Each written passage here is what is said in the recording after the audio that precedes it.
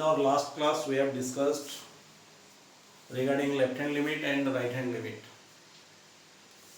and the existence of limit. So a limit is going to be exist only when the right hand limit is equal to the left hand limit, otherwise the limit is not going to exist. So we will take some more problems on that. Suppose here it is given as limit x tends to 2.5 x inside the, and here we are going to test the existence. Test the existence means we have to find out the left hand limit as well as the right hand limit. If the both values are we are going to get equal or same, then only the limit is going to exist, otherwise the limit is not going to exist. So here limit x tends to 2.5 plus x, simple method what I have told in your last class. So here plus means this, it is slightly more than 2.5, and that plus you are taking it as h. H is a very small factor. So here you change the limit, you write it as h tends to 0. In place of x you write 2.5 plus h. H is a very small factor, it is a positive value but it is negligible value. So here what is the greatest integer value of this one? It is 2.5. Suppose for example I am taking h, let h is taken as 0.1. Then 2.5 plus 0.1 you are getting 2.6. So its greatest integer value is what? 2. Because 2 is the greatest integer. We cannot take 3. 3 is more than that. Clear? So this is the value of which one? Right hand limit. Next you take, suppose here you are taking limit x tends to 2.5 and here you are going to put minus and x inside the close bracket. So here you write limit h tends to 0. This is 2.5 minus h. This is the better method. There will be no confusion if you are going to follow this one. So 2.5 minus h. H, as we have discussed, h we are taking it as 0.1. Suppose 2.5 minus 0.1, it is going to be 2.4. So when it is going to be 2.4, so its greatest integer value is also what? 2. This is the left hand limit. So what you are getting now? The right hand limit.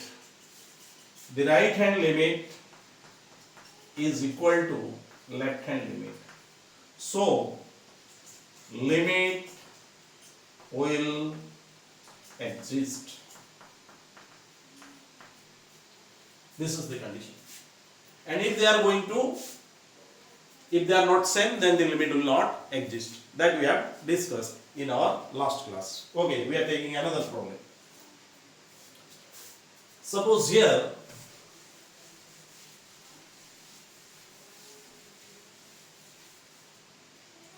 limit x tends to 2, x minus 2 modulus by x minus 2. This is there. In this case what you have to do? So you take the right hand limit. So limit x tends to 2 plus x minus 2 modulus by x minus 2. This can be written as limit h tends to 0. In place of x you put 2 plus, means 2 plus something. That plus we are taking it as h.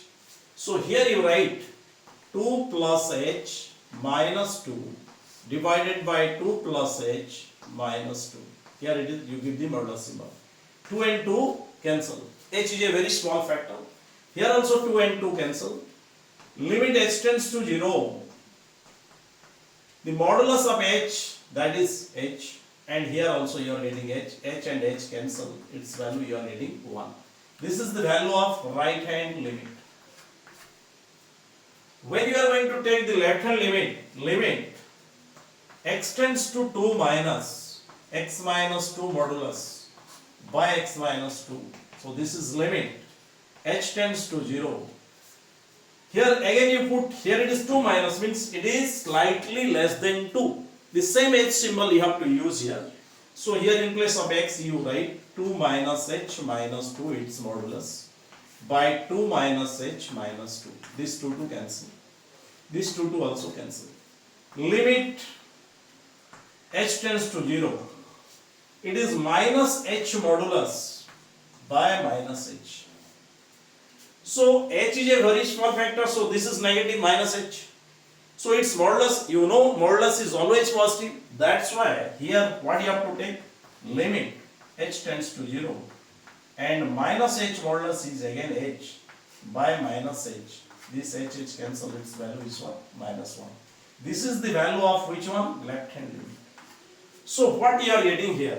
Right hand limit is not equal with the left hand limit.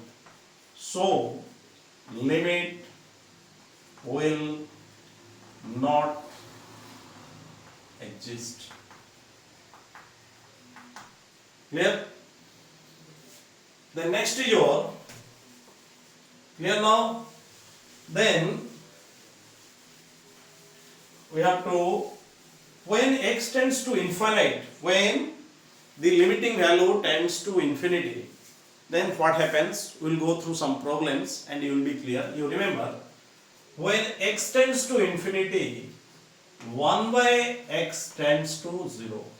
This thing you remember. Or if y tends to infinity, then 1 by y tends to 0. If n tends to infinity, then 1 by n tends to 0.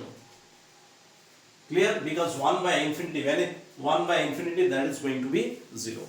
So we will take some problem, and suppose here one problem is given. Limit x tends to infinity. Limit x tends to infinity. 2x plus 1 by 3x plus 5. So here you write limit x tends to infinity. 2x plus 1 by x, and here it is 3x plus 5 divided by x. So what you will find? So this will be limit x tends to infinity. Here it is 2 plus 1 by x, and here it is 3 plus what? 5 by x. Here you see, as x tends to infinity, 1 by x tends to what? 0. Now you can put the limit. So here you will find 2 plus, you put the limit here, 2 plus 0 divided by 3 plus 0, and its value is what? 2 by 3. Clear now? जब भी तुम्हारा x का value infinitive होगा, tends to infinitive होगा, तो 1 by x का value हमेशा tends to 0 होगा. That you have to use here. Suppose another problem is there.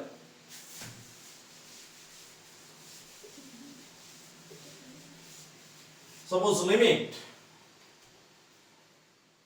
n tends to infinity, 1 plus 2 plus 3 and so on up to n divided by n square. This is given. We have to evaluate the value.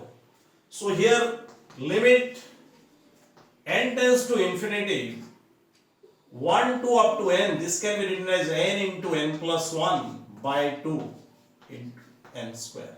N and square cancel.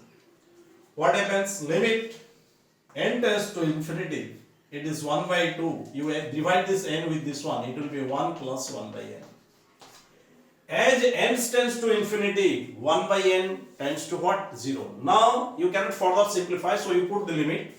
So here it will be 1 by 2, 1 plus 0, its value is 1 by 2 into 1. You are getting its value is what?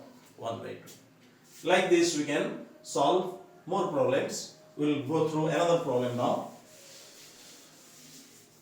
Suppose here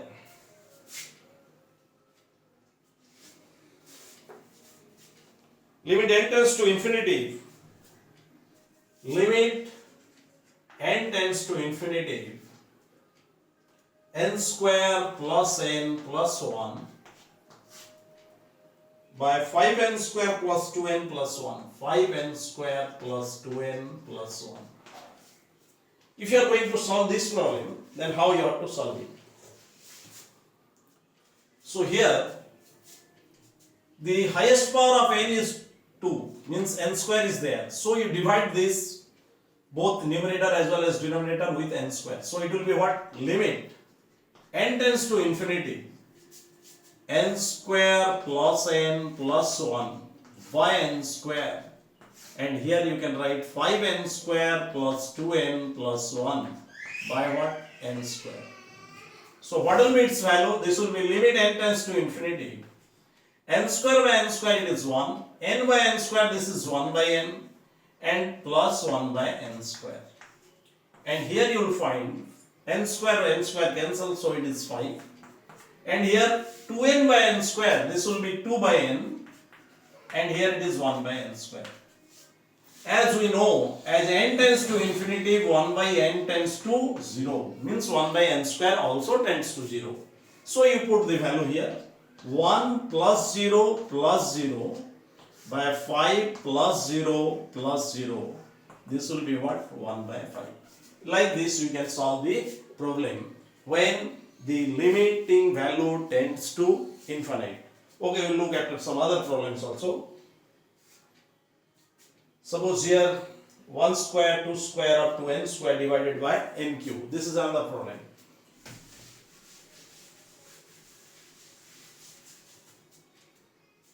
Limit n tends to infinite, 1 square 2 square and so on up to n square divided by n cube. It is there. In mathematical induction, when you are going to solve the problem of mathematical induction, you know its value 1 square 2 square up to n square, its value is n into n plus 1 into 2n plus 1 divided by 6. You just put that value here. So it will be limit n tends to infinity, and here what is its value? It is n into n plus 1 into 2n plus 1 divided by 6, and here n cube is there. Now this n is cancelled, so it is n square. So this can be written as limit n tends to infinity. This is 1 by 6. Here it is n plus 1 by n and 2n plus 1 by n. Because n square is here. So n into n square, n plus 1, 2n plus 1 is there. So what will be its final value? It will be limit n tends to infinity. It is 1 by 6. Here it is 1 plus 1 by n. And here it is 2 plus 1 by n. So what will be its value? Now you put the limit. 1 by 6. Here it is 1 plus 0. Because as n tends to infinite, so 1 by n tends to 0. So here it is 2 plus 0. So it will be what? 1 by 6 into 1 into 2. 2 cancel. So its value is what? 1 by 3. So clear now? When n tends to infinity is given, at that time what you have to do? When x tends to infinity, 1 by x tends to 0. N tends to infinity, 1 by n tends to 0. And by using that, you can solve this type of problems. Okay? And in next part, we will see the formula. The formulas of, there are 6 different formulas of limit, and that we will discuss in our next class. One by one, for each formula, if you will take one class, then it will be better for you, your doubt will be clear, and you will get a concrete knowledge regarding limit. So I hope you will better understand this one, and so you like this video and share it with your friends and subscribe it. Wish you all the best. Thank you.